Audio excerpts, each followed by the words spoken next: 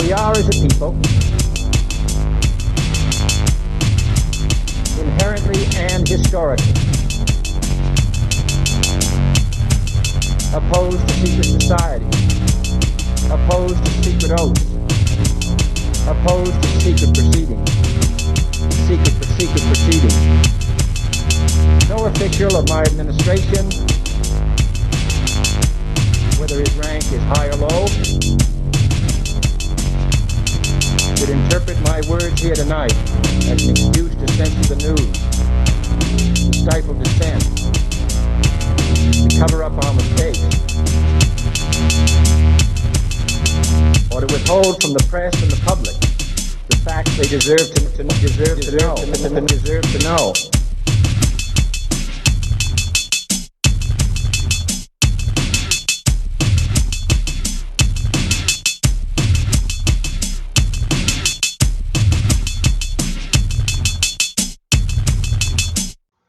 Welcome to Conspiracy Corner Podcast, everyone. It is Abe, your host. It is 3 a.m., January 18th, Tuesday. As far as an update, not much has been going on. Snowed in still. That's why you've seen so many podcasts come out within the past 2 days. Cooked some chicken, some fried chicken, some corn, some mashed potatoes. Good stuff. Ate with my wife, hung out, played Uno with her, and then both of us passed the hell out. But today we're going to do a fun episode. We've been cutting into the news and heavy stuff for a while. I figured it'd be fun to do a fun episode, throw one in. I try to every now and then do fun episodes, like something paranormal, something true crime, something along those lines to switch it up a little bit and give us a break from the daily horror of what's going on in the world. So we're delving back into the Wild West. We did an episode on Cowboys of the Wild West, Outlaws. Today we're going to be focusing on the outlaw Cowgirls of the Wild West. So I hope you enjoy. And like I said in the Outlaw episode, the Cowboy Outlaw episode, I have no problem doing like individual deep dives on these people. But I just wanted to do an overall kind of collage of outlaws in general of the West.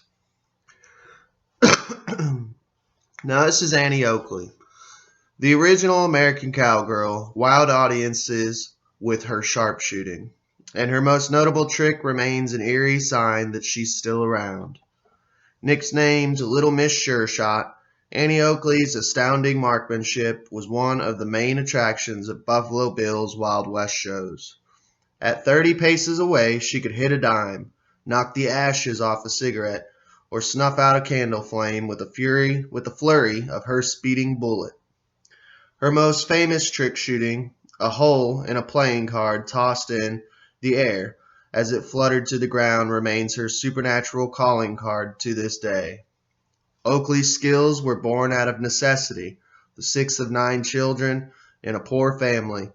The young girl, then named Phoebe Ann Moses, had to hunt to feed her siblings and widowed mother. At 8, she picked up her first gun, and none of the game around her Dark County, Ohio log cabin was safe from her becoming dinner. The excess meat was sold to shopkeepers, who shipped it to hotels in nearby cities. And by the time she was 15, Oakley had paid off the family's mortgage. After marrying famed traveler sideshow sharpshooter Frank Butler, she hit the road with him, first as his assistant, then his show partner. And before long, the star of the show was the 5-foot-tall petite pistol wowed audiences with stunts like shooting a cigarette out of her husband's mouth. Once Oakley joined Buffalo Bill's Wild West shows in 1885, she catapulted to fame, as fans across the country rushed to see her notorious tricks in person, and she certainly knew how to put on a show. Oakley oozed flair, skipping around with her rifle and firing it over her shoulder at targets, using a hand mirror as her only guide. After 15 years on the road, a 1901 train accident that temporarily paralyzed her and required 5 spinal surgeries forced Oakley to hang up her boots, but not her holster. Until her death in 1926, the sharpshooter who inspired the Broadway musical Annie Get Your Gun continued setting records. At age 62, Oakley hit 100 clay targets in a row in a North Carolina contest. Although Oakley lived her life on the road, her spirit is content to stay in one place. According to those in her hometown, whenever there's talk about whether she's truly was Little Miss Sure Shot, a bullet-riddled playing card suddenly appears, settling the debate. Belle Starr, the female Jesse James, haunts the Oklahoma hills where she was mysteriously ambushed and killed. Live by the gun, die by the gun. As a young girl in Missouri, Belle Starr ran with Jesse James and the Younger Brothers. And as an adult, she was in cahoots with her criminal husbands. And just 2 days before her 41st birthday, the infamous female bandit was shot and killed, possibly with her own gun. Born a rich girl who received a private education, Belle also had an edge. Her brother taught her how to ride a horse and shoot a gun, and once combined with her flair for fashion, she made quite a statement. At age 18, she shed her good girl image when she took up with the James Younger gang. One of the members, Jim Reed, stole her heart, and the two were married in 1866. Instead of settling down, they were on the run, as he was wanted for murder. Jim's wicked ways eventually caught up to him, but his violent death didn't convince her to go straight. Belle headed to Oklahoma for a new life of crime with a Cherokee man named Sam Starr, forming a bandit duo, stealing a horse and bootlegging whiskey. With the 62-acre Younger's Bend, named after Cole Younger, as their hideaway, Belle became popular with more than just law enforcement. In 1886, a dime novel dubbed her the Bandit Queen, and she got to play out her newfound fame holding up stagecoaches in a local Wild West show. That same year, she became a widow for the second time, but her third marriage to the younger Jim July proved not to be the charm. The pair fought bitterly, especially after she caught him cheating, and Jim even solicited someone to kill his wife for $200. When he couldn't find any takers, he reportedly yelled, "Hell, I'll kill the old hag myself and spend the money for whiskey." Days later, Belle was ambushed in Eufaula, Oklahoma, and shot dead. Did Jim make good on his threat? No one was ever brought to justice. Belle was buried at Younger's Bend, but within weeks, someone robbed her grave of the jewelry and the gun with which she was interred. In case thieves returned, Belle's spirit was prepared to protect what was hers. Locals reported seeing her on horseback patrolling the hills of her property, where it was believed she buried gold. Others say she's haunting for her killer. Lottie Denno. Raised a lady, this Southern belle was a shark at the faro tables. Few could match Corralata Lottie Denno at skills with the cards. Has no less a gambler than Doc Holliday found out when she relieved him of $3,000 at faro in one night. As one cleaned-out gambler once told her, "Honey, with winnings like them, you ought to call yourself Lotta Dinero." Born into an upper-class family in Kentucky in 1844, Carlotta J. Tompkins seemed destined to live the life of a Southern belle. She received a proper lady's education at an Episcopalian convent, and with her beauty, intelligence, and charm, could have had the pick of any gentleman. But Carlotta's father raised her to think for herself, and if need be, care for herself. So while taking her on his business trips, he taught her how to play cards. That training paid off when the Civil War cost her father his life and destroyed the family plantation. To support her mother and siblings, Carlotta hit the card tables on riverboats and in seedy saloons. The life appealed to her, and after the war, she headed west to Texas to ply her trade in faro in grubby mining towns like Fort Concho, Denison, and Fort Griffin, and in the bustling San Antonio, where she was the house gambler at the University Club. While she mingled with the roughest of the rough, she never shed her ladylike ways, banning all drinking and smoking at her table, and became something of a mysterious figure, going by the names Mystic Maud, the Angel of San Antonio, and the Queen of the Pasteboards, before she finally adopted the moniker Lottie Denno. In 1877, she and her longtime beau and traveling partner, a gambler named Frank Thurman, ran their own gambling hall and hotel in New Mexico before getting married in 1880 and settling down into respectable lives, with Frank becoming a bank vice president and Lottie funding an Episcopal church. She died in 1934 at the age of 89. Her tombstone reads, Charlotte Thurman. Cattle Annie and Little Britches. A pair of Oklahoma teen girls who lived the outlaw boy's life captivated the press. Certainly people were scandalized by this pair of Oklahoma teenage girls taking up with criminals, but to do it in boys' clothes? While riding astride a horse instead of side saddle like a proper lady? No wonder Cattle Annie and Little Britches became the most infamous pint-sized outlaws of the West. They both seemed to come from good homes. Anna McDoulet, born in 1882 in Oklahoma, and Jenny Stevenson, born in 1879 in Missouri.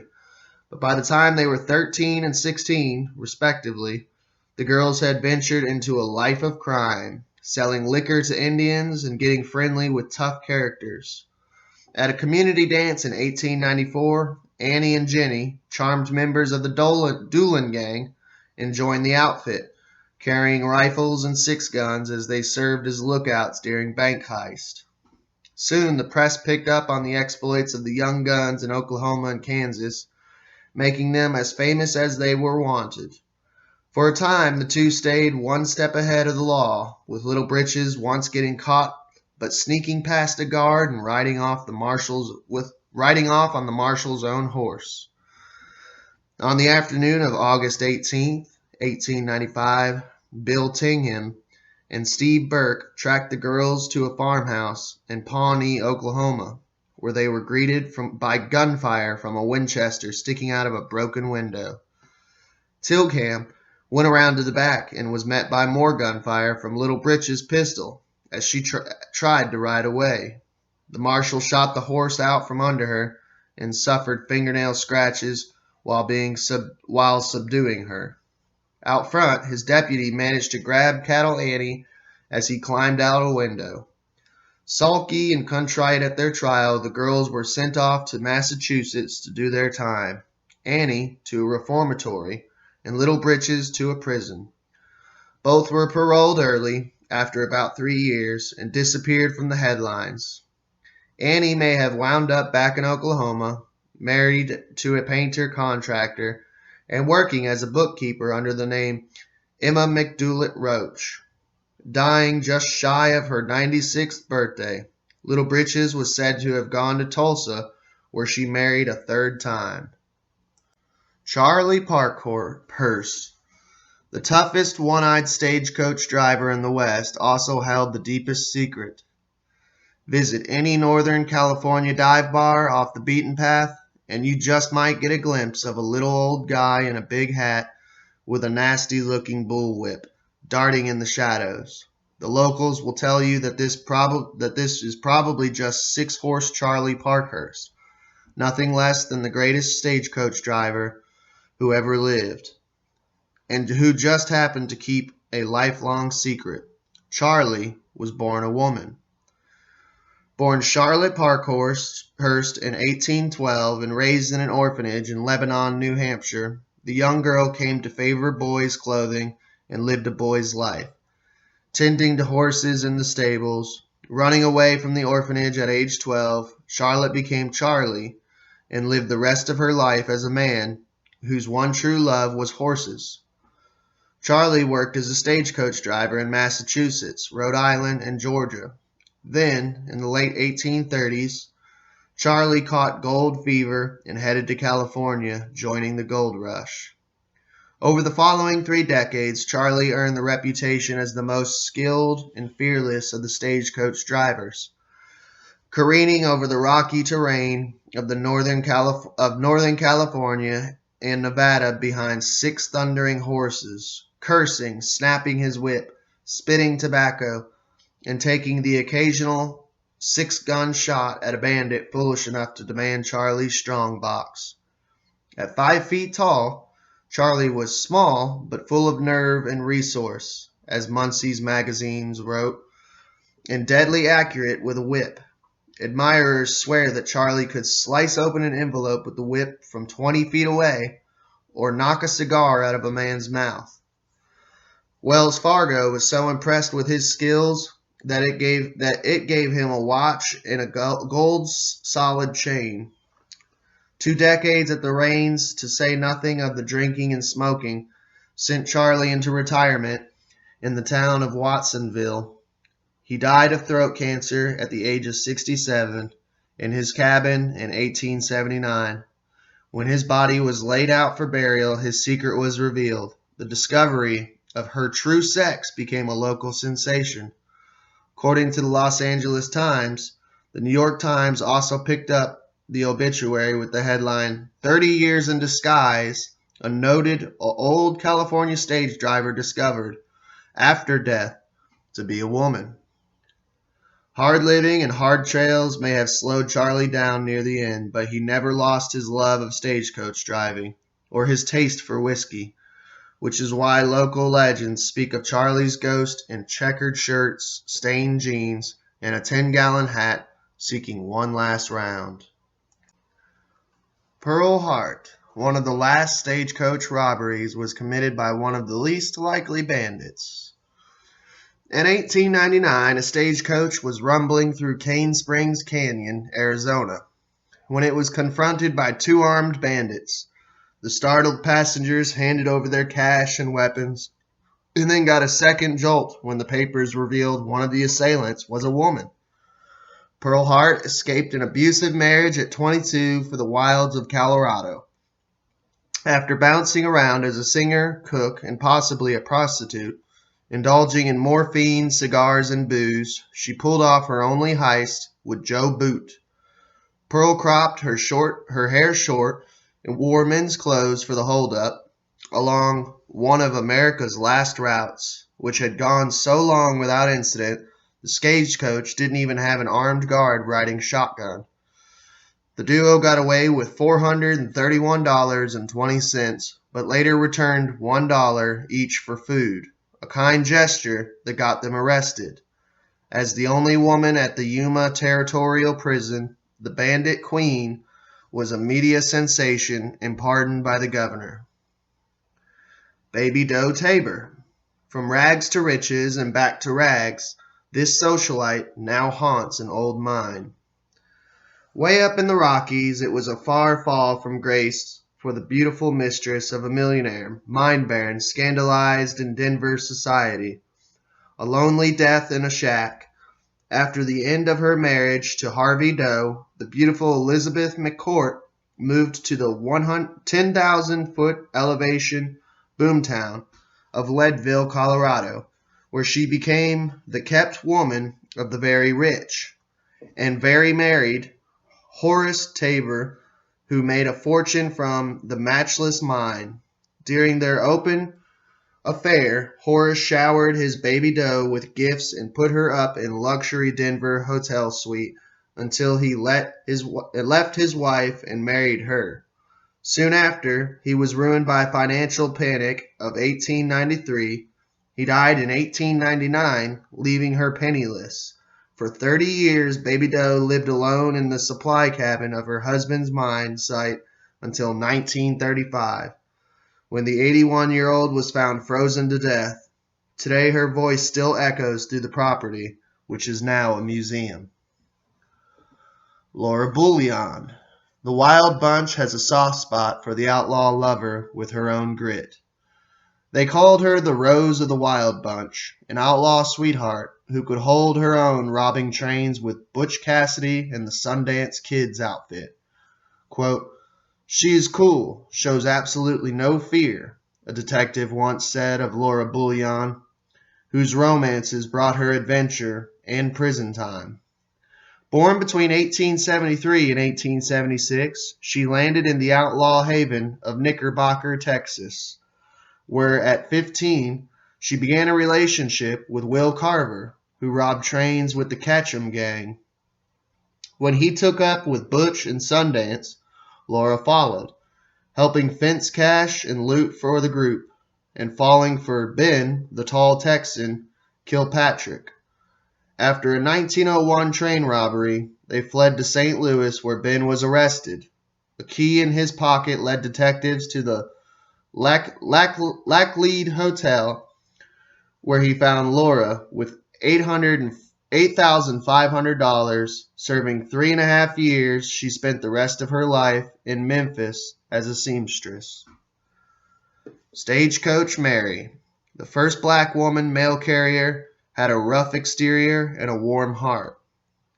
A foul-mouthed, cigar-chomping, hard-drinking, hot-headed freed slave, Stagecoach Mary Fields was on her way to becoming an Old West legend.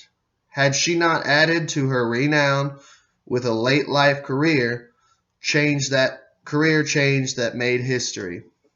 After being relieved of her job at a convent following a gun standoff with a janitor, at 60, the woman once described as having the temperature of a grizzly bear applied as a star route mail carrier for the Postal Service in Montana. As the fastest applicant to hitch up 6 horses, she landed the position, becoming the first black woman to hold the job. For 8 years, she drove her coach over rough roads through rain and snow, armed with a rifle and a handgun. After retiring at 71, Mary was the most loved person in Cascade, babysitting local children, but never losing her edge. She died in 1914 at about the age of 82, but her funeral, was the largest in city history. Guilty by association. The women who got mixed up with the West's wildest men. Etta Place, the life and times of the Sundance Kid's mysterious lover and epic puzzle. She was either a school teacher or a prostitute, or both, or neither. With her brown hair, brown eyes, and a petite frame, she was born around 1878, possibly in Texas, though it could have been on the East Coast. About the only thing anyone can say for certain about Etta Place is that she was the greatest love of Harry Alonzo Longabaugh, better known as the Sundance Kid. Her actual name, like everything else, is a matter of debate. She went by Ethel, Rita, and Eva, but she was most often known as Etta Place, her surname taken from the Kid's mother's maiden name. One of the only 5 women allowed into the Wild Bunch's hideouts of Robber's Roost in Utah. How the lovers met is also unconfirmed, although it's widely believed to have been at Fanny Porter's brothel in San Antonio around 1899, when the gang was laying low in between bank heists. Following December, Etta and the Kid may have married, but they did visit his family the following month, January 1901, in Montclair, Pennsylvania.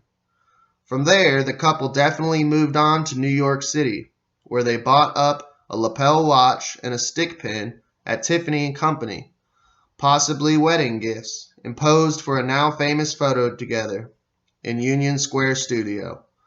Etta, gorgeous in a dark dress, her thick hair piled up in a fashionable Gibson girl do, the Kid dapper in a suit and slicked hair, a top hat in his hand. From Manhattan, Etta and the Kid sailed to Argentina along with Butch Cassidy for what would now be the infamous duo's last criminal adventure.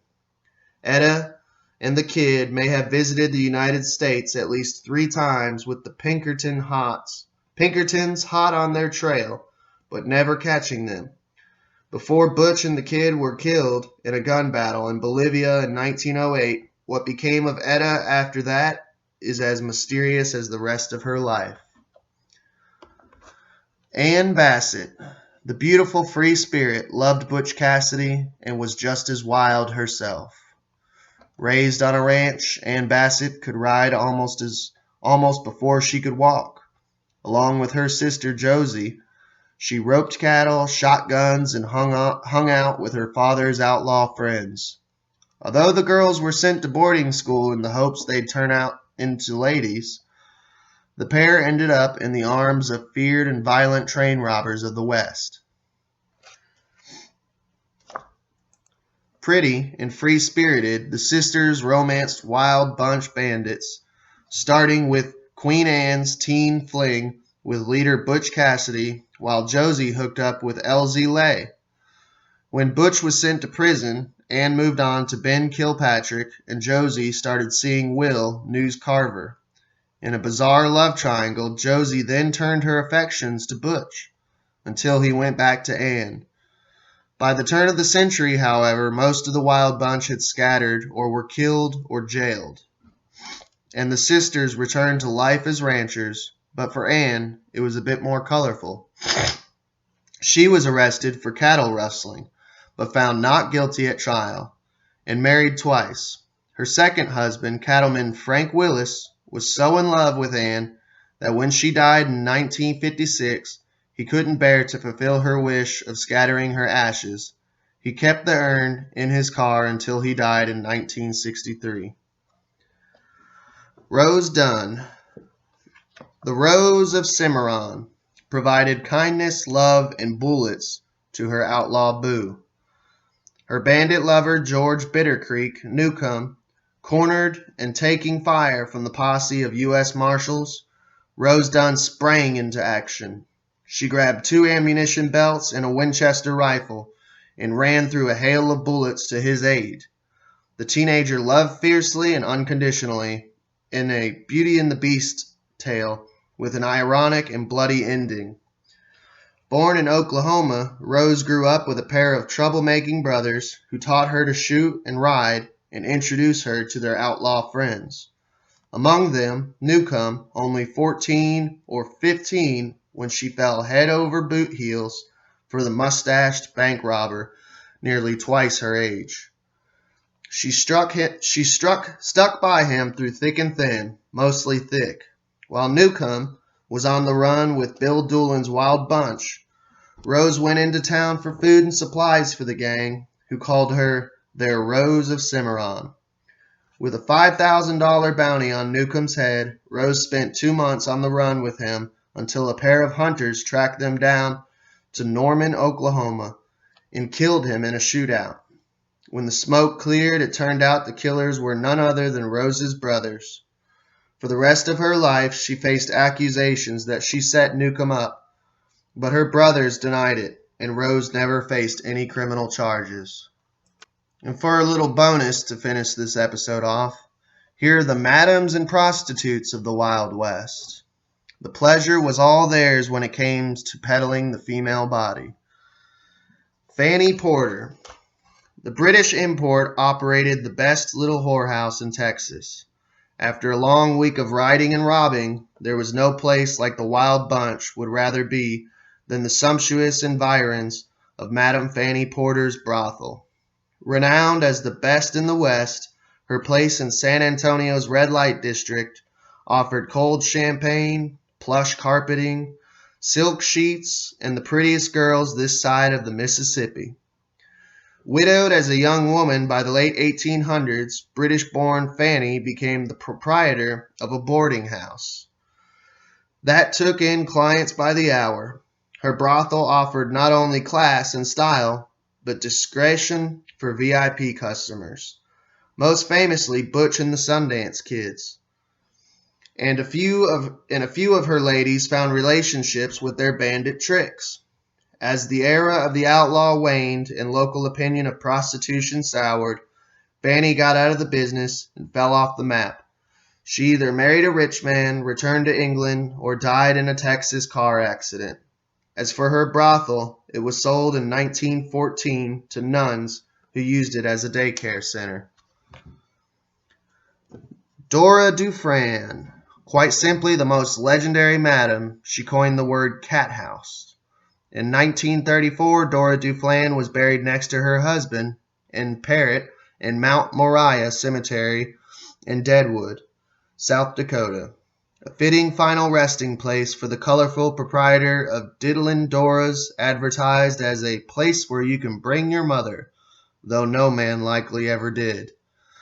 Born in England and raised in Nebraska, Dory blossomed into a beauty, and at 13 she began working as a dance hall girl and prostitute.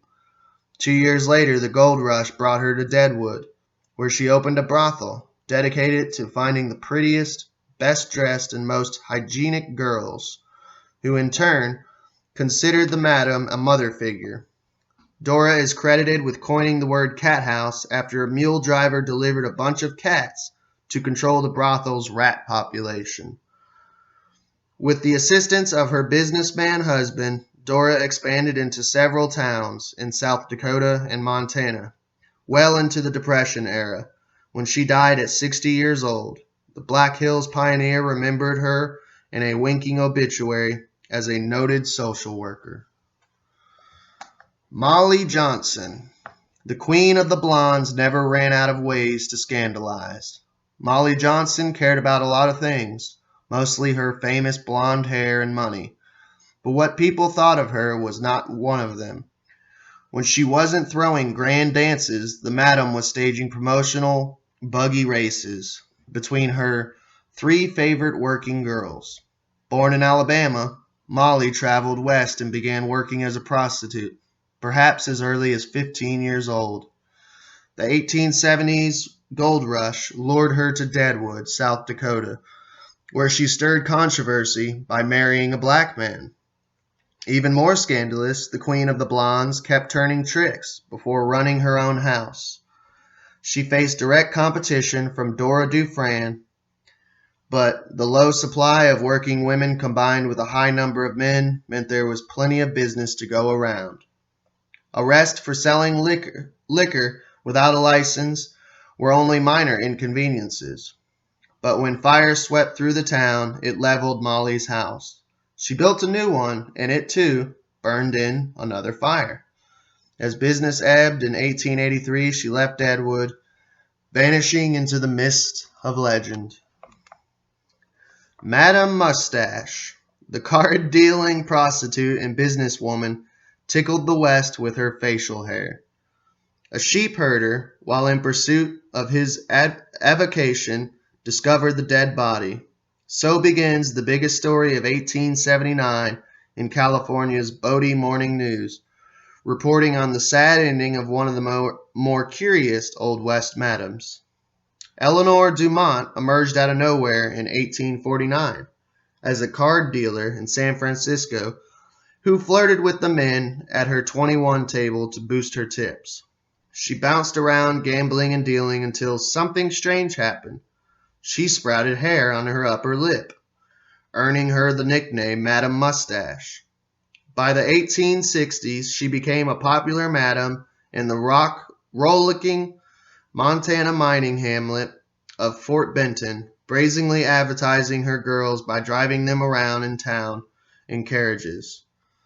A decade later, Madam Mustache arrived in Bodie, California, amid much ado to deal with the Magnolia Saloon, and then the hard living had taken its toll.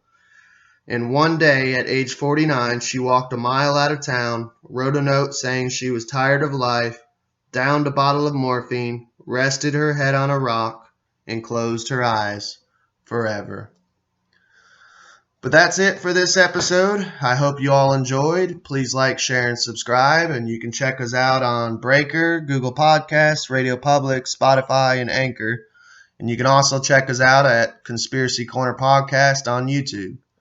Thanks for tuning in, and I'll catch you all later. We are, as a people, inherently and historically opposed to secret societies, opposed to secret oaths, opposed to secret proceedings, secret proceedings.